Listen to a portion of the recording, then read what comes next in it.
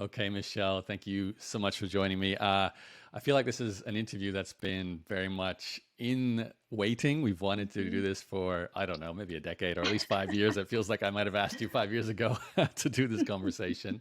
So I am super excited to finally get to have this interview, in particular because you do something that I think is actually quite rare.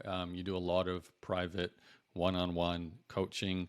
And the rare part is how much money you've made from it, as we were just talking about off air. $1.2 million dollars in the last, was it 2 years of coaching or Last 3 years of three. coaching? And Yeah. 3 years of coaching. And you've hit the $500,000 a year run rate with a one-on-one coaching business, which I know if I was to hear that, I'd be like, oh my God, is she spending like 12 hours a day doing coaching calls? Because that to get that kind of numbers. So I'm sure we're all curious how you can get to that point. But before Mhm. we talk about the coaching business, I'd love to dive into that story when you reach that point in your life story. As I always do with this podcast, I want to go back in time first, learn about Michelle before Michelle became Michelle the coach. Mhm. Uh, let's go back. Where were you born and raised?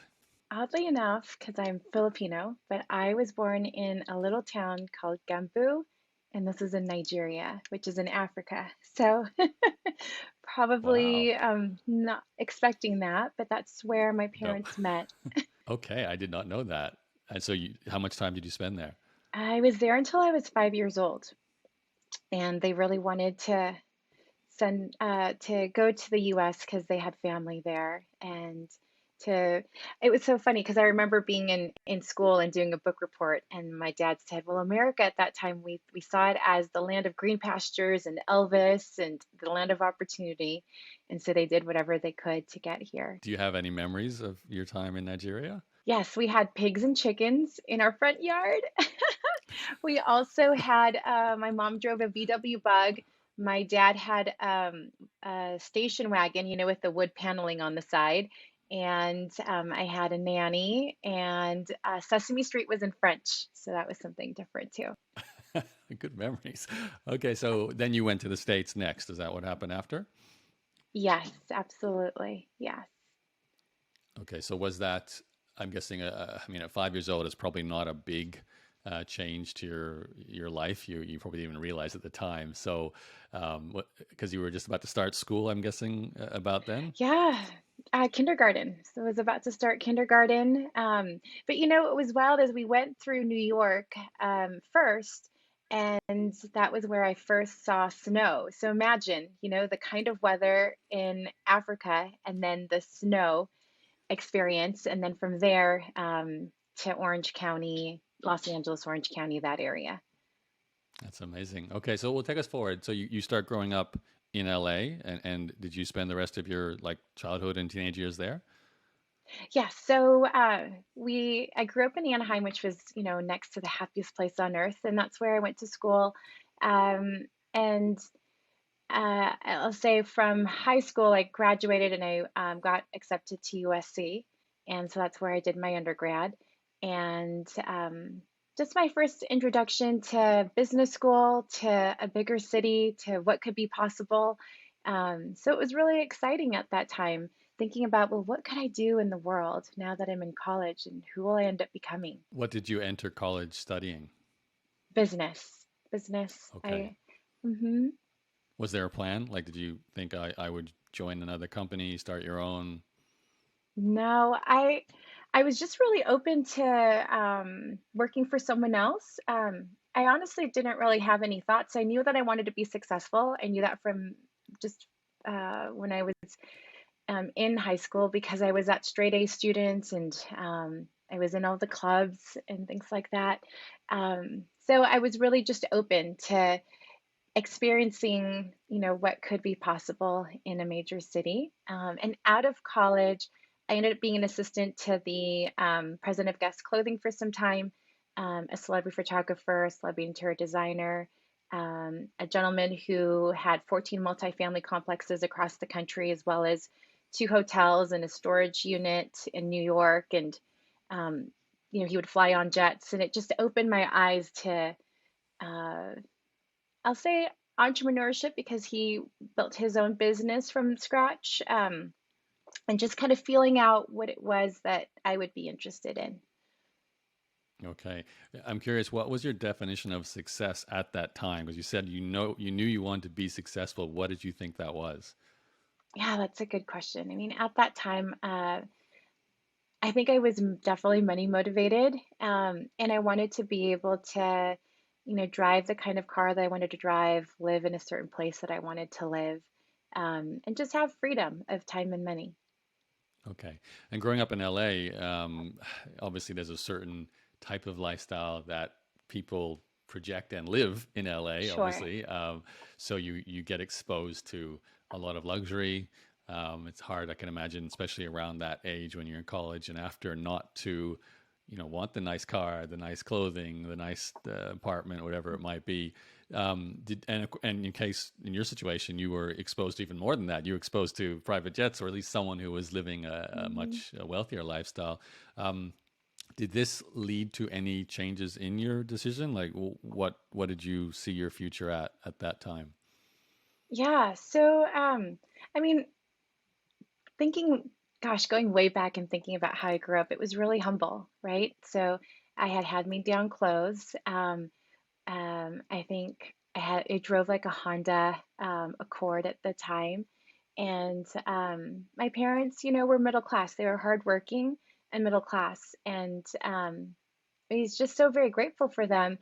I think for me, though, I think just that exposure helped me to realize that there was more and there was more possible. And I think that deep within, I just felt within that I was meant for more. And I think transparently, it's very easy to get swept up in a big city and to be introduced to the wrong people. And so, unfortunately, um, out of college, I ended up with 4 credit cards and collections. My car was repossessed, and what I had thought in my head, I wasn't living out at all. And so I share that because that shifted my trajectory entirely. And although everything, looked great on the resume, um, I was crumbling inside. And that's really where I dove into personal development and also found coaching. And I can honestly say that coaching really saved my life because it gave me a different perspective. It helped me to realize, that I'm think differently, that people think differently, that people are designed differently in terms of their personality types. And I think that on a ground level, we all want to feel special and important in a certain way. And by taking the time to look within, you really get to discover yourself through that process. And that's what coaching did for me. Okay, well, I'd love to talk more about coaching, but before we do that, how did you get into that kind of debt? Like, I mean, we all know what a credit card is. I know some Yeah. people, especially when they're young, they first get a credit card and they kind of don't connect the dots that this is something they have to pay back. It's like, oh, this is free money. What's your story around that? How did you I mean, 4 credit cards is a lot. So how did this happen? Yeah. Well, I think that it's it's easy to get a credit card first, right? And then it's easy to spend money on the credit card, and it's easy to figure out, okay, I can at least pay the minimum payment. But when you do that for some time, and then you get these other offers of here's another credit card, and then someone tells you, oh, you can just do a balance transfer so you're not paying interest. I think one multiplies to two, to three, to four. And I think at that time it was $68,000 of credit card debt. And if I were to go back in time, I think that going from not having much to then having access to more because you could leverage credit, I think I fell into that trap, not knowing that that was a trap. And so it was easy to eat out a lot. And that's a huge culprit for most. It was easy to go shopping a lot. It was easy to do personal care like hair and nails and things like that a lot. It was easy to treat friends out, for things. And so I think before you know it, something that was such a tiny snowball really turned into this avalanche of debt, right, over time. And that's what happened to me, which is, true for a lot of people in the Okay, US. so Yeah, you're probably describing a scenario a lot of people are still in right now. For you, what was the catalyst? Was it the car being repossessed that finally made you go, I need to solve this problem and take it seriously, or was it something else? Yeah, when all of that kind of hit a wall, it really affected me emotionally. And so I remember having to move back home, and I remember just checking out for some time because of the wait. There's actually a lot more to the story. I won't go into that at this time unless we want to go deeper. But I'll just say that that that introspection and that I'll say place of checking out and just decompressing. After a while, you realize if no one else is going to dig myself out of this hole. Like I have to do this. No one else is going to do this for me. And I think at that time, that's when I got introduced to personal development. And I went to a few different seminars. And just the idea of learning about yourself instead of learning about other people in school. I think in school we learn about so many different people in history, but there's not necessarily a class where you're learning about, well, how do I function? What is success really to me? What makes me happy? What do I want to do? How do I learn best? And so diving into that, that I would say was the catalyst, and more so by not keeping it in my head, but actually journaling it. And I'm actually on I just finished journal number 37, just looking at this one that I just finished last night. And Wow. so I'm on journal number 38 since 2005. I can still remember opening up an empty book and just writing out and brain dumping all of the emotions, all of the things that were tangled in my mind, and then literally writing. I'm just going to close my eyes. I don't know if this is going to work, but I'm going to count to 100. And I honestly had this spiritual experience where um, uh, I just had this spiritual experience of from now moving forward, I'm going to learn to be the person I'm meant to be in the world. So that's actually what happened. Okay, so a lot of internal work to get to the point where you could start Mhm. making those practical changes around debt.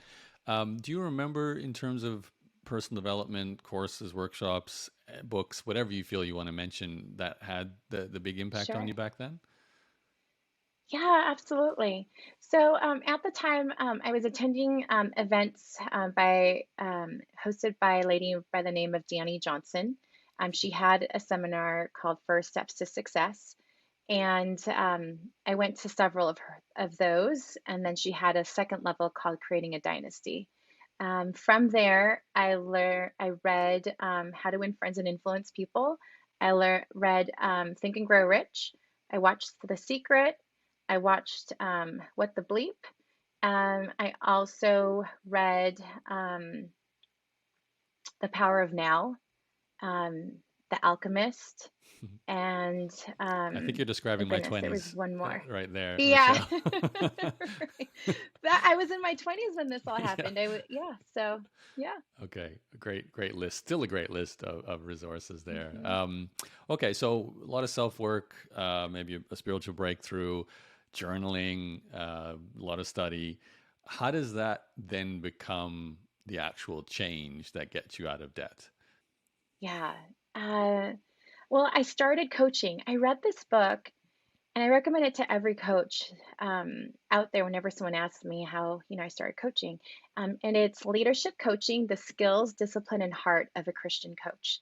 And, the reason why that book made such a difference for me is because it really helped me understand the difference between coaching, mentoring, and counseling. And I caught that if a coach really asked the right questions, because if you're asking the right questions, you're going to get the right answers. So I could really be a great question asker. Mm. And I started off as a life coach to start with. I actually did coaching for free.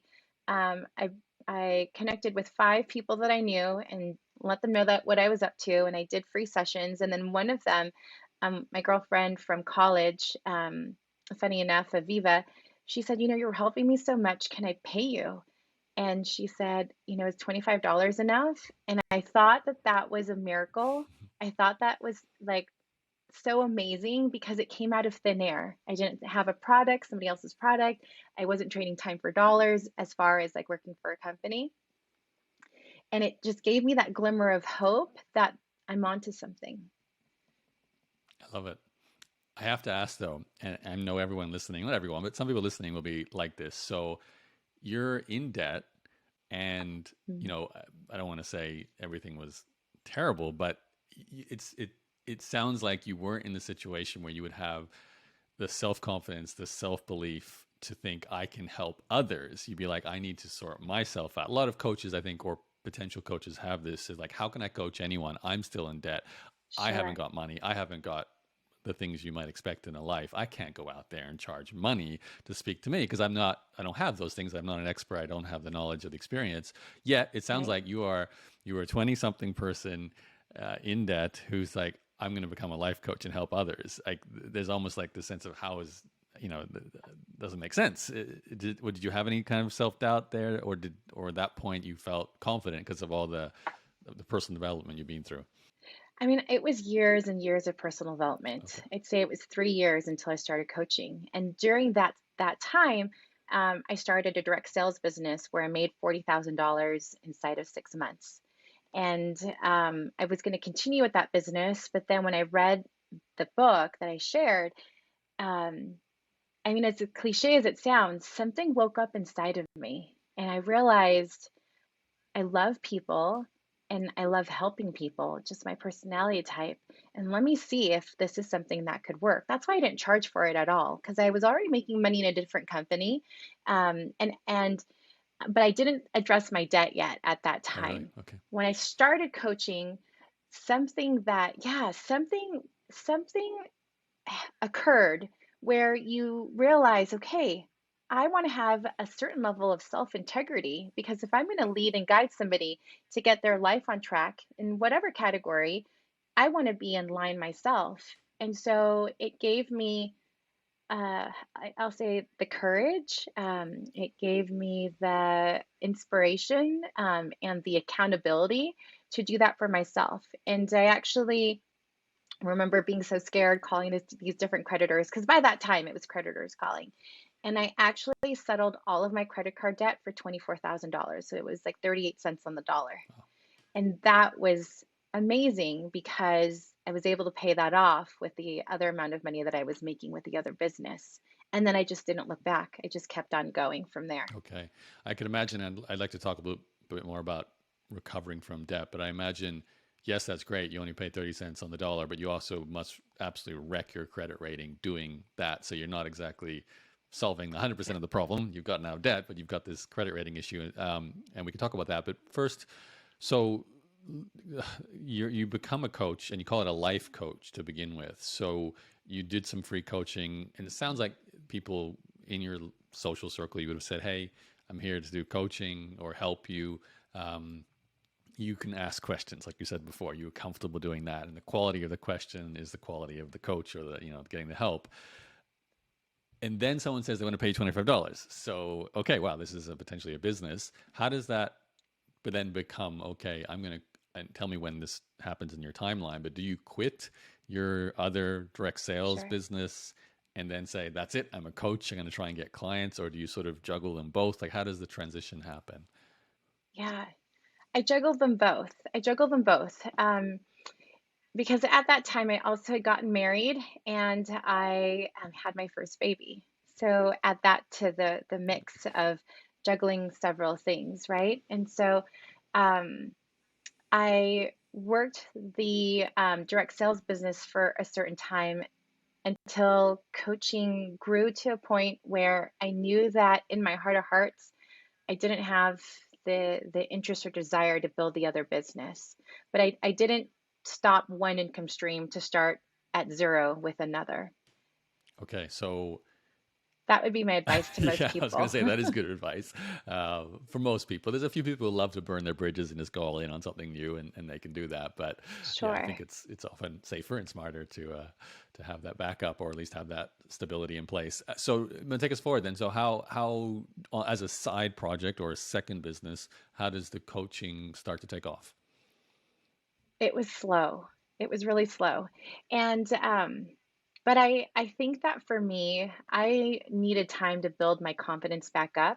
And it was actually, I think, around that time, those first couple of years where I found you. And because you spoke about this laptop lifestyle, and I thought even just the idea of it, to be able to work anywhere in the world, just as long as you have internet access and a laptop, and a phone line of some sort. I mean, that I was mesmerized by that idea. And for me, it took some time. I mean, I have my numbers somewhere, but I think like the first year I made like $8,000, but that was a lot in respect of doing something that I just ventured into. Well, let's And the old me would have gone to coaching school and spent a whole lot of money. But I wanted to try it out first and see, is this something that I could actually Can we do? talk about that first year? Because I think that is the hardest part for a lot of people. They just don't know how to get their first client, their first 10, make their first $8,000, as the case may be. What did you do in that first year? Yeah, a couple of things. So I coach for free, and that coaching for free led me to a few referrals. And Michelle, can I then can I I even, sorry to also, interrupt again one more time here, but yeah, even when you say you coach for yeah, free, I know, like, as a person who's been coaching others, and often I say one of the first things to do is to coach for free, for experience, for cementing what topic you want to help people with, for getting case studies. So many good reasons to do it. But a lot of people get stuck with that because they don't know what I do. Do I ask my friends and say, listen, I'm now a coach. Do you want my help? Like, what did you do to find free coaching clients?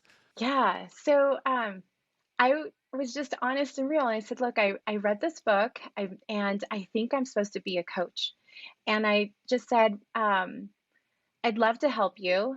Would you be open to doing 5 sessions with me? And I wouldn't charge you for anything.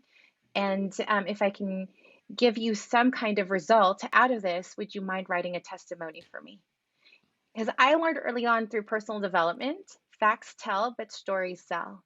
And I can say for the first 5 years, I used those testimonials for myself just to build my own confidence. Whenever I felt like, okay, what am I doing? Am I even like helping people? I would read my testimonials over and over and over again because it was proof. It was proof of what I was able to help others with. And so I highly recommend that.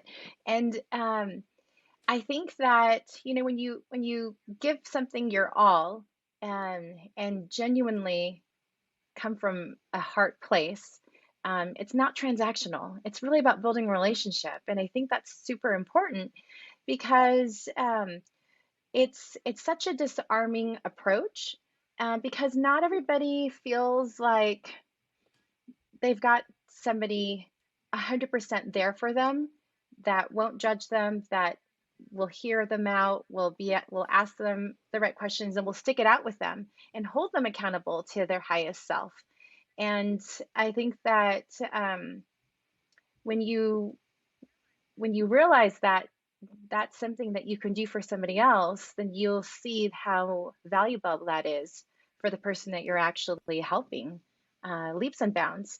Just holding space for someone so that they can think is monumental. I've had some sessions where I barely said anything. I just held space so that they can sort certain things out, and I'll ask a few key questions, so that it'll inspire them to or ponder certain things.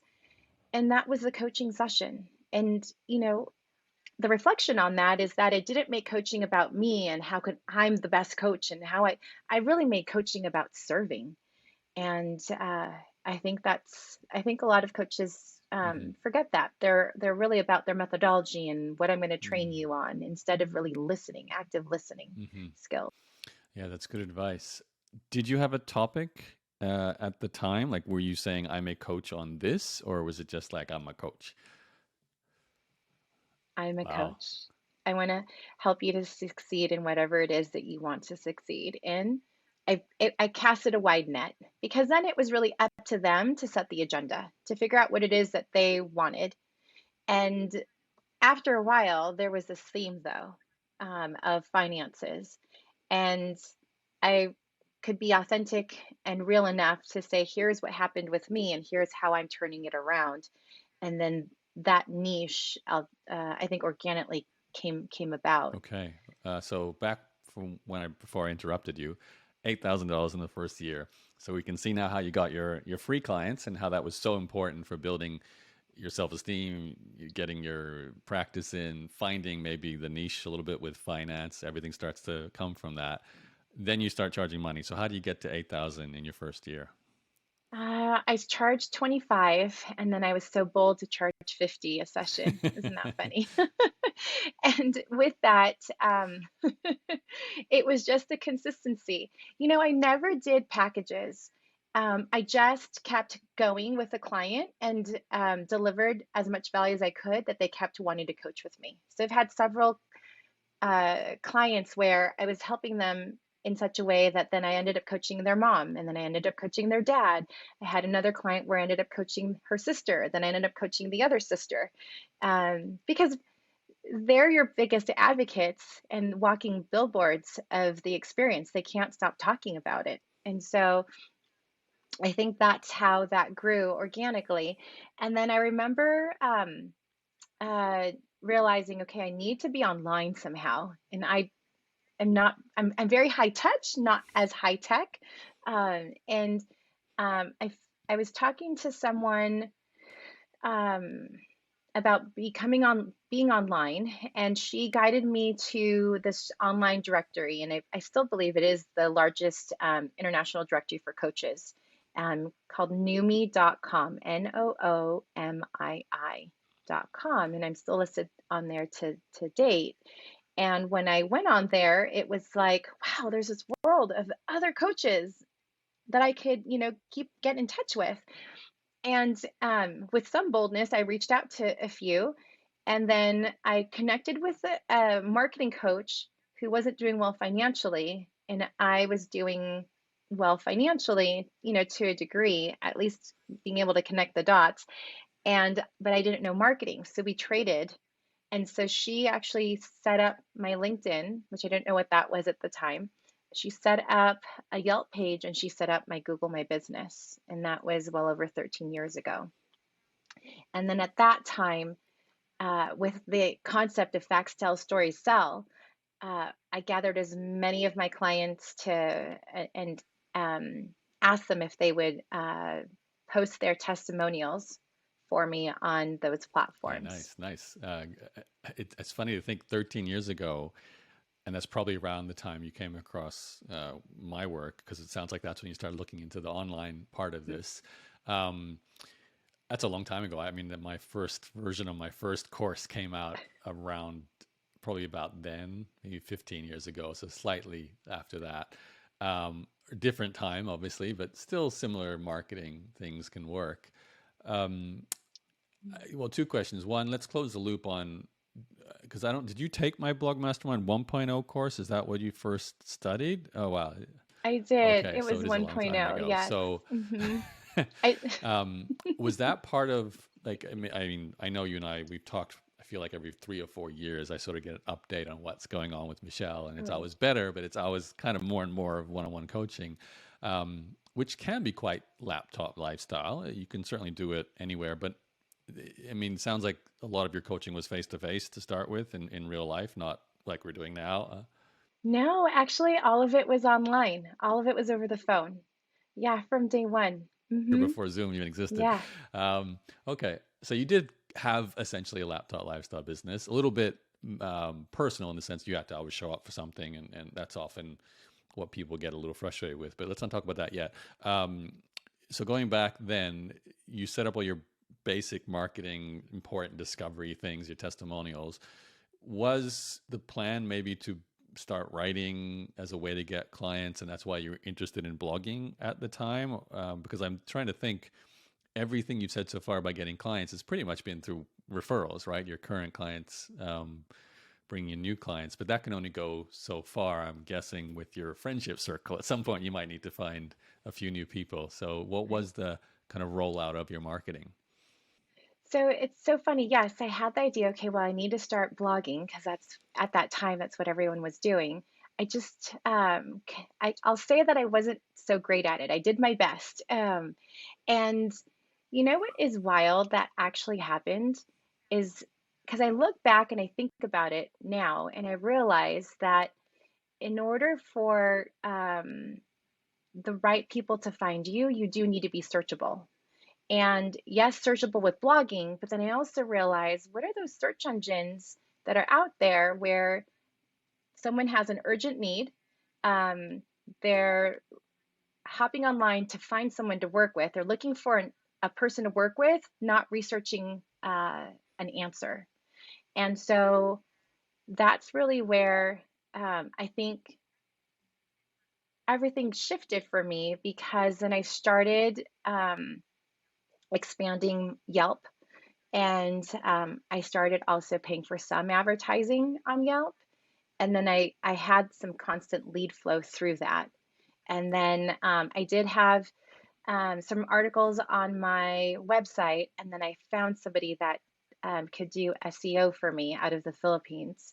And then that helped me with location because something that I learned when I was working with the founder of Numi is that when people are looking to work with somebody, they're looking for somebody nearby. So location, geographic location is super important.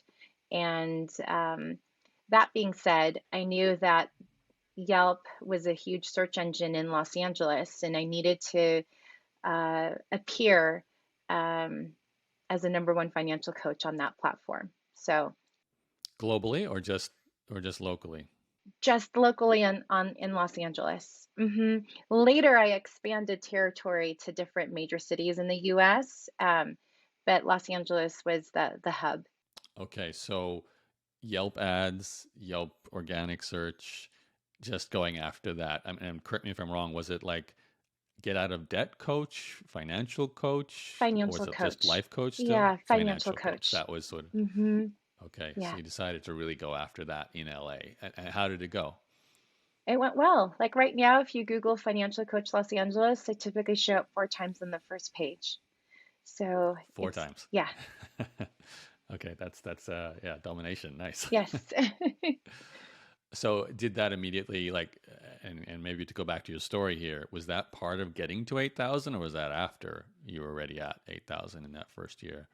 That was after, yeah, that was after 8,000. I was Okay. able, So to get to 8,000 was yeah, so 8,000 really was warm market referrals. And then I was able to get a few new clients through the Numi platform because they're also, it's a lead source for coaches as well. okay. How much did you do in year two? Actually, I have my numbers just because I'm a financial Okay, coach. that's fun. Yeah, let's do it. So if you want to see, yeah, if you want us to go over them really quick, revenue year I'd by love to. year. I mean, we don't have to Yeah. go through every year, but Yeah. we Yeah. can get an overview because it is a lot of years. Absolutely. It is a lot of years. So just a little over 8,000 in 2010, about 12 in 2011, a little over 15 in 2012. So this is slow, right? And mind you, I had my son, and then 2 years later, I had another son, right? So this is me, stay-at-home mom. Then after that, a little over 20, and then closer to 30, 50. By 2016, I was at 80. And then 17 is when I had my daughter, and I hit over six figures. I did 116. And then from there, 2018, it was 184. And then in 2019, 284, 2020, 367, 21 was 530, and 22, I'm on track to do 550 this year. Wow. Thanks for the breakdown. That is Yeah. so compelling. I have so many questions about this. First of all, let's I'm just an flat open out book. say, yeah, congratulations for consistency. Because let's that is not a like you got rich in a year or two story. That No. is you just kept doing it, you kept improving, your numbers kept going up, Mhm. and Mhm. obviously you're still hitting new numbers and big numbers now. Um, the questions that come to mind are two, and maybe we can Yeah. cover both. And two Sure. sides of this. One is the actual delivery of coaching, because the Mhm. numbers go up, the clients go up, you get busy. But then there's the other side of it, which is how you get to that many clients. So let's maybe start with Yes. the first part of that. So Yeah. um, correct me if I'm wrong, but throughout those years, you're raising prices at the same time. So Absolutely. you're getting more clients, but you're also increasing prices. Um, like, what is your day like? Do you have 10-hour days, or is it one client a day? Where does it fit in all that? And Yeah. maybe through the progression, like over the years. Yeah. Absolutely. So, funny enough, I remember having my first 5 clients, and I'm thinking, how am I ever going to get to 10, right? 10 clients that I'm working with. And then I can recall like remembering, okay, how am I going to hit 5,000 for the month? And then how can I hit 5,000 in a week? Um, and how can I do 45,000 in this year? And now how can I do 45,000 in a month? My rates went obviously from zero. I my charge 700 a session now, per session. And last year I did 1,087 sessions, and my average was around 550. And I'm tracking the same. Usually, once I've got into rhythm, I could, because I track my numbers so well. I'm usually doing what I did the year prior by the third month of September, because I'm pacing at a certain rate.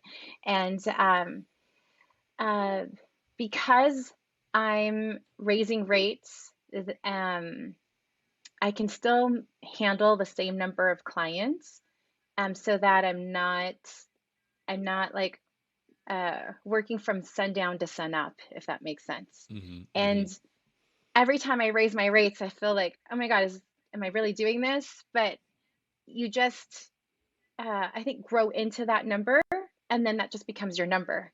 And then you just grow a little bit bigger, and then a little bit bigger. And I think for me, uh, doing it that way helped me to have ownership in the value that I was bringing. And then just that little bit more didn't seem like such a big leap.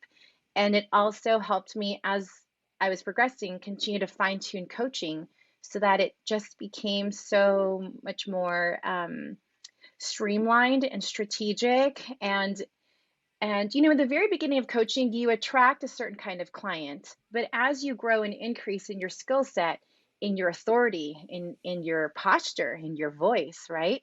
I'll say you become more magnetic for other kinds of clients, because the client that I have now, like, I just was hired by the number one police psychologist in the country.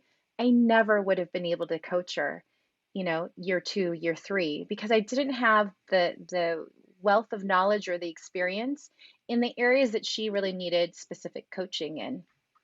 So I know that occurred. Do you mind me asking? Yeah, of I have so many questions here, but course.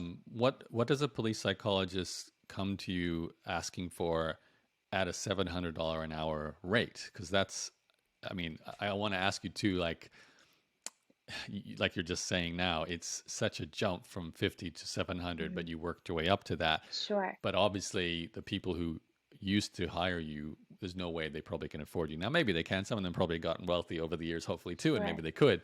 But the new clients you attract, it's a different type of person who can afford $700. Like they're not in credit card debt because they don't have $700 to spend on coaching. Or maybe I'm wrong. Maybe they've got Yeah. a lot of money coming in, a lot of money coming out. But Yeah. what is the client type for seven hundred Oh, dollar that's so coaching? good. Question. Yeah. Yes, because I just started this month. I'm starting 7 clients at that rate, right? So um, it's a handful of things. I currently attract a lot of, I'll say, successful, high income earning clients. But just because you make a lot of money doesn't necessarily mean that you know where it's all going and if it's efficiently being spent.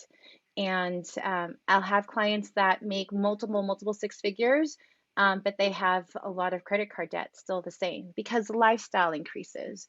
And I think for me, I know that I'm called to the up and outers. If you know, if I were to class a certain kind of person, um, because they have a lot of things going for them, but they just don't have the strategy in how to function with their finances so it's operating like a well-oiled machine. And their their pace in life is one where they're in their own zone of genius in their career, but perhaps this other side of the brain where it comes to numbers, that's not their strong suit. So they do see the value of bringing somebody in to be able to organize their financial life, help them to shift from their money costing them money to their money making them money, to expand the possibility of real estate. I've had many clients who make lots of money, but they still don't own their first home because there's when you're on this runaway train and you're spending so much with kids in private school or certain vacations or spending that you just don't know where to even begin to sort things out. And it feels really heavy, both emotionally and time wise, because, when people get busy, then they don't really have a lot of time to sort this out and they don't know how to figure it out. So, what would be the most common phrase they come to you saying, I need help with? Is it, I need to get out of debt, despite the fact that I'm making a lot of money? I still find myself in debt. Or is there something else? I want to buy my first home or something like that? Yeah.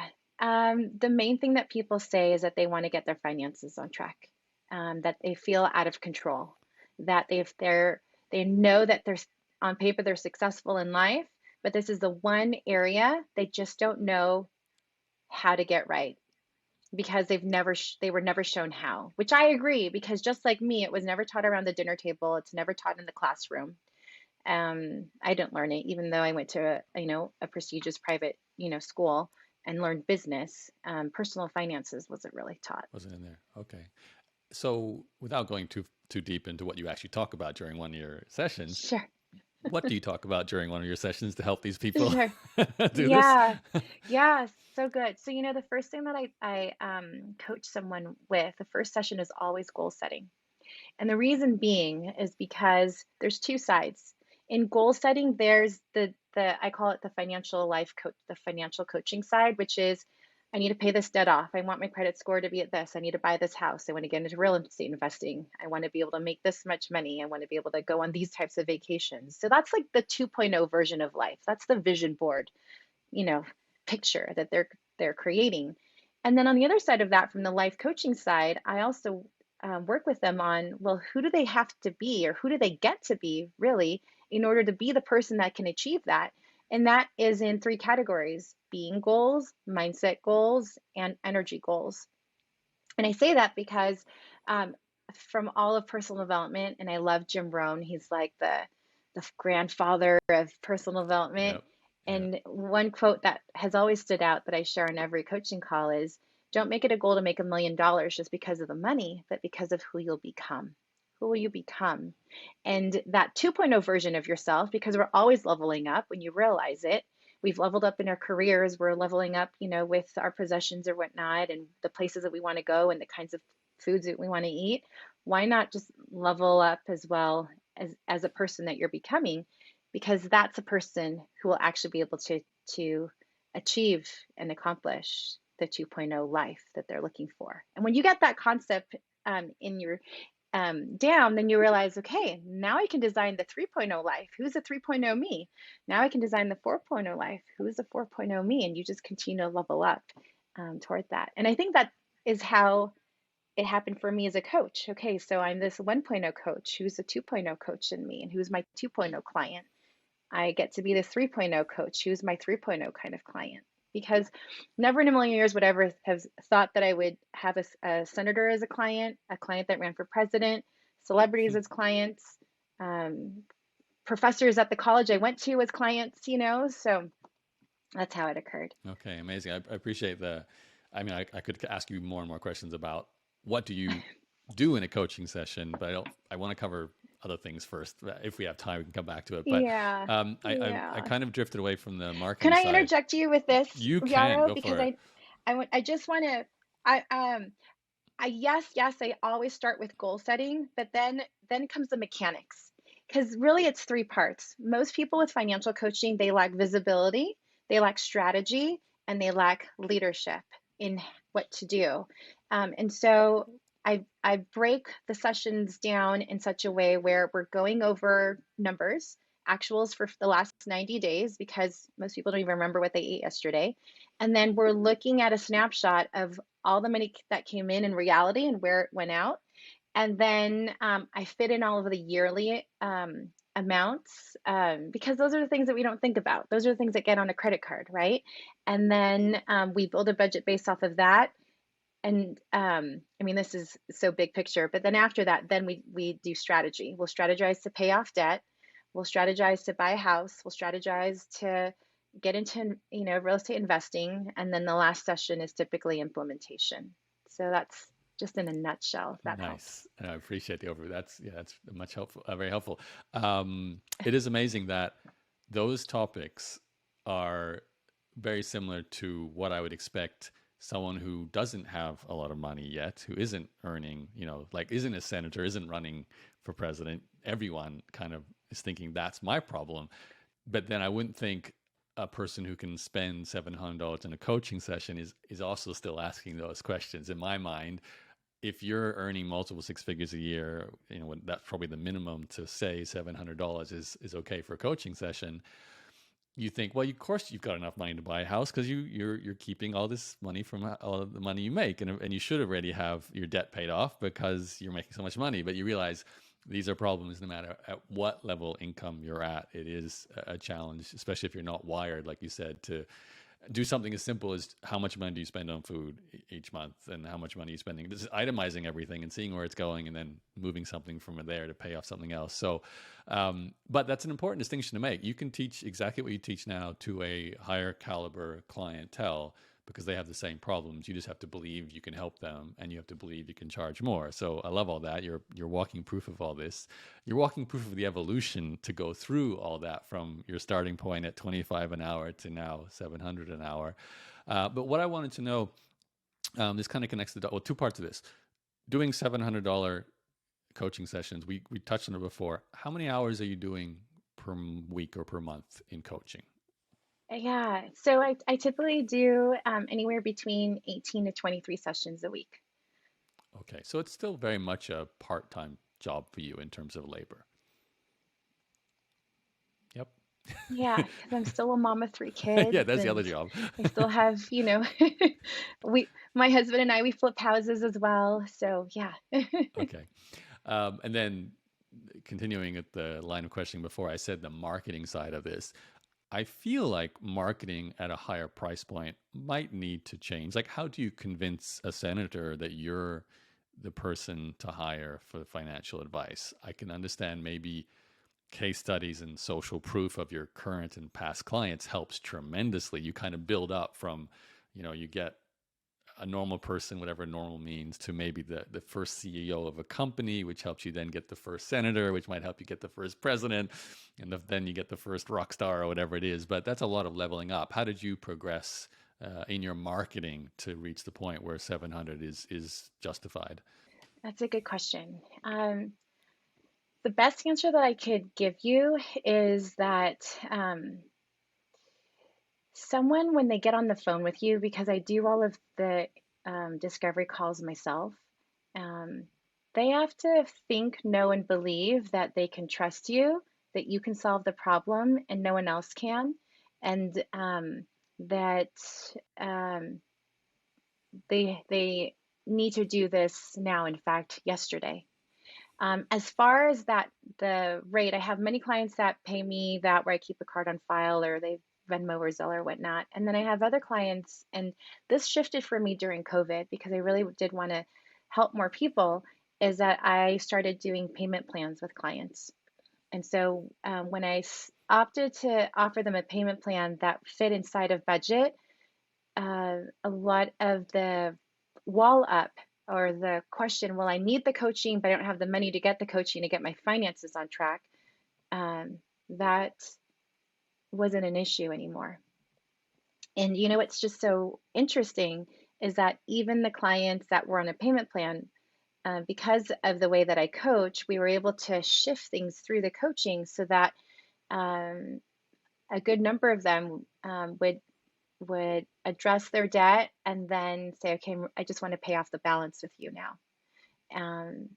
So I don't know if that answers your question, but it is really about, for me, in the marketing, because yes, there's the marketing online and in what people read, but you're also marketing yourself when you're talking with them by the first hello, by the tone of your voice, by the welcoming their first experience with you, with interaction, with setting the first appointment. If you operate from such a place where you've got so much certainty, that you have this well thought out, streamlined process that they fit perfectly into, and you take the pressure off of them, I think that that leaves somebody saying, okay, there's nothing in the way of me saying no now. And it's just a matter of trusting themselves to trust you to take that first step. That's how I look at Yeah, it, at yeah. least in the psychology of the way that I build my That business. makes sense. You're talking about, I guess, the sales side of it, where you're selling on the call.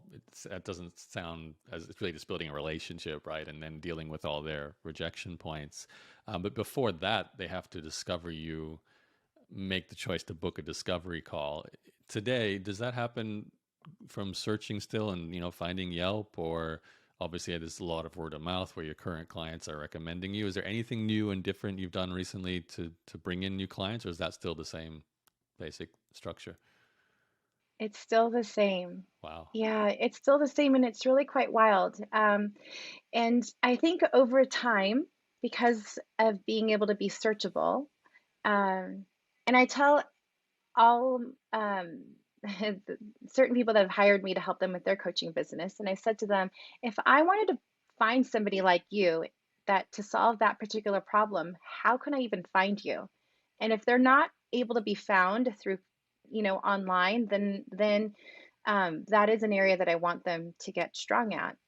So um, I get a trickle of leads every day, and it's just about being able to convert those leads. So knowing your numbers too, because if let's just say in a month, someone gets 10 leads, but they're only able to close one of them, then they're working much more harder than somebody that gets the same 10 leads and can close like six of them, right? That first person would need to have 60 leads to come in just to get the same number of new clients as the person that um, had the 10 leads, but with the higher conversion. So for me, I think just by necessity, I also had to get really good with being able to convert Mm. the number of people that, were coming my way and not wasting it, really. That is possibly the most common question, or leads me to the most common question I get from people who are about to do their first discovery call. So they decide to do some coaching, and I'm asking this on behalf of them very much, as well as everyone listening in here. What is a discovery call for you, and how do you use that? Because I don't, maybe tell us how long a discovery call is, because a lot of my students come and say, okay, I've booked my first 15-minute discovery call or something like that. How do I bridge the gap from them booking this free 15 minutes to them paying me with only 15 minutes to actually make that conversion, that sale, as you're saying, which clearly you've gotten better at over time? Yeah. So my answer to you is typically I say it's a 20-minute call, but I always leave room for 30, and there are some times that I'll go all the way up to an hour. I'm not coaching that person, um, but if I could say, here's the platform or here's the methodology, because I'm an open book here, and I think that this would help a lot of people. The first thing I say when I pick the phone up is, what can I do for you? Because then I'm coming from a place of service. And then as a friend, because I want things to be conversational, I'll say, catch me up. Where are things at right now? And because people need to warm up in order to start opening up. And so then from there, once they've unloaded everything in their mind, and I'm asking a few questions at the time, then I will say, this is what I caught from you so far, because most people want to also feel like they've been heard. So I'll summarize what it is that they shared with me, and then I'll go deeper with question asking. I'll say, okay, I just want a little bit more detail around the landscape. So is it okay if I ask you a few more questions? Okay, so where are we at with credit card debt? I just go right for the jugular. Okay, where are we at with, do you own your home or are you renting? Do you work for yourself, or do you, have a W-2 income? Where are we at with taxes? Where are we at with your credit? I'm getting so granular with them because I'm so curious about everything that's working and not working.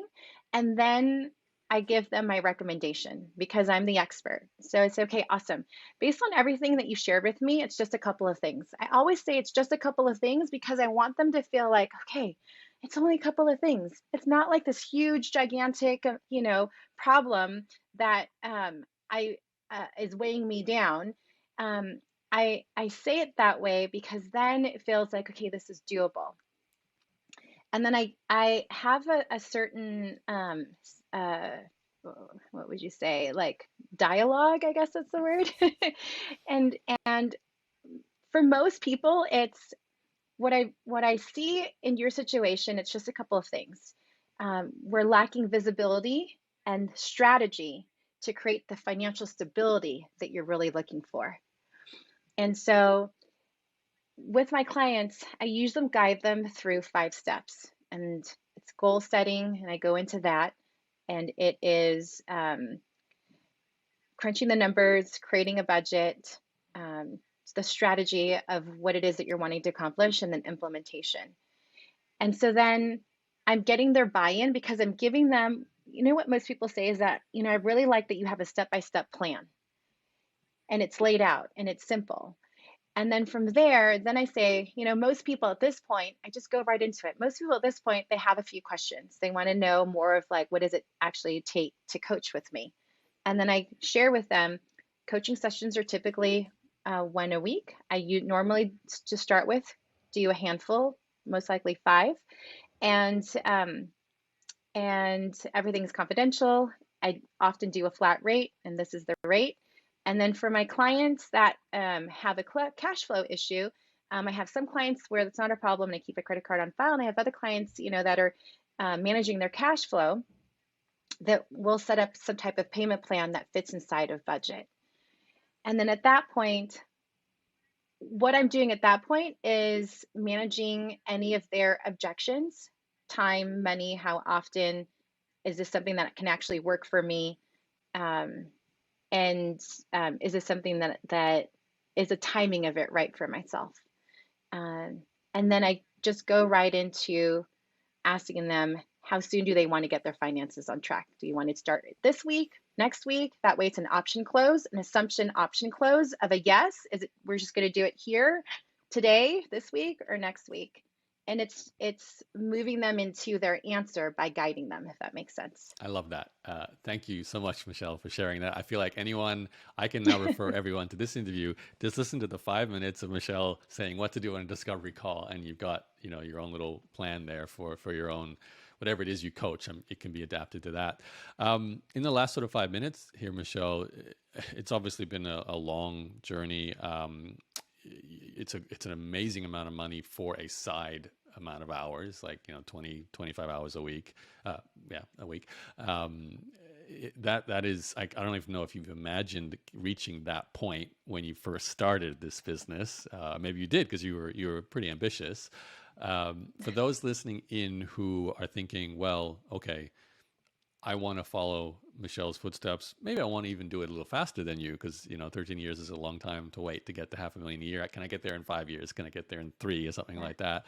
What would you advise them to do to really grow a fantastic, lucrative, one-on-one coaching business? Yeah, that's such a good question. One of my coaching clients, because she was working at a regular job, and the first phone call she had with me is, Michelle, I want to quit this job and I want to be a coach and I need help with my finances to get there. And it is number one, be searchable online. So just like me, be on Yelp, be on Google My Business, and also be on Numi and LinkedIn. Um, and with that being said, I think that what's also important is to have a website that is sort of like a brochure that doesn't give any information about rates or anything like that, but it really just touches upon the pain points of what it is that they're running into, and about you. I would number two, so searchable. Number two is gather as many testimonials as you can. And if you get long testimonials, chop those up into smaller testimonials and sprinkle them. Because if you were to compare Coach A to Coach B, and Coach A has 3 testimonials and Coach B has 35, most people would have an impression that Coach B is more successful and would be more interested in going with Coach B. And then the fourth would be to know your numbers. Know your numbers in such a way that then you're tweaking. Okay, if I just raise my rate here, or if I just had this many more sessions during the week that I could handle, if I could just offer something at this price point, I think that you'll go faster than I did, because the client that I mentioned who left her job to be a coach, in 3 years, she hit 30, no, she hit 84,000 in 3 years. As far as this year, she's going to do 84,000 in coaching. And it took me, oh my goodness, like 8 or 9 just to get there. So that's what I would say. Definitely be searchable, gather testimonials, and know your numbers in your coaching business so that you know what to tweak to keep um, creating more value, and charging at the rate that you feel is worth that. Yeah, that rate part, I imagine, is a real hiccup for a lot of people. Like they're thinking, I can't justify 250 an hour for my time now. I haven't taken any clients yet. I'm $50 an hour or something like that. Do you think that, like, if you go back to, say, Michelle, right at the beginning, those first few years when you were charging around 50, would you advise her to start at 100 instead, or start at a higher price? Or do you think it's necessary to go through free and then very low cost as part of your evolution with pricing? I think that if you're gun shy to charge, start with free. If you have a belief in yourself that what you are doing brings value, I would pick a number that you can resonate with. Because here's the thing, I've talked to other people where they've said a number to me, but I could tell just intuitively that they couldn't deliver at that price point. They didn't feel it was over it was a number that they pulled out of the air that they were reaching for, but they couldn't stand behind it. And I don't know if it's just like women's intuition. I'm learning about that now, actually. But there is something about that. Um, and for yourself, if you feel confident about, because you can feel it inside too, like if you feel like I can't charge that person this much money, not because of the value, but just because it doesn't feel right in you, then someone else will pick up that frequency.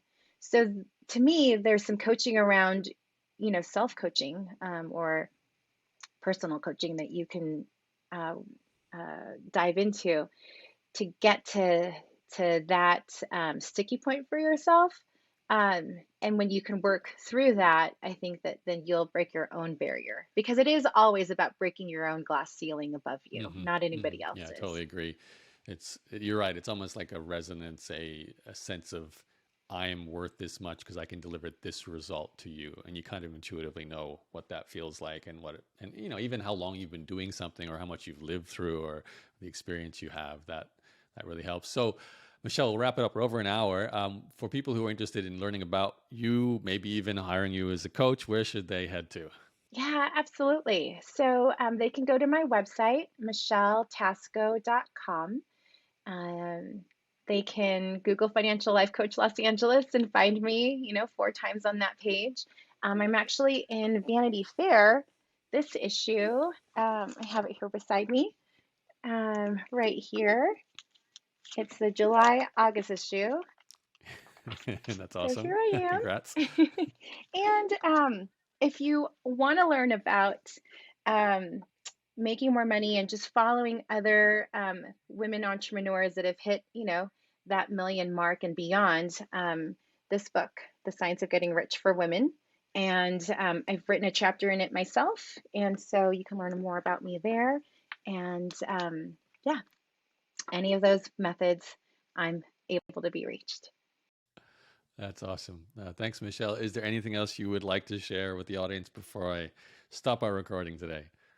Yeah, just honestly, in my heart of hearts, the world needs coaches because um, there are areas or categories of coaching that are just never going to be taught in school.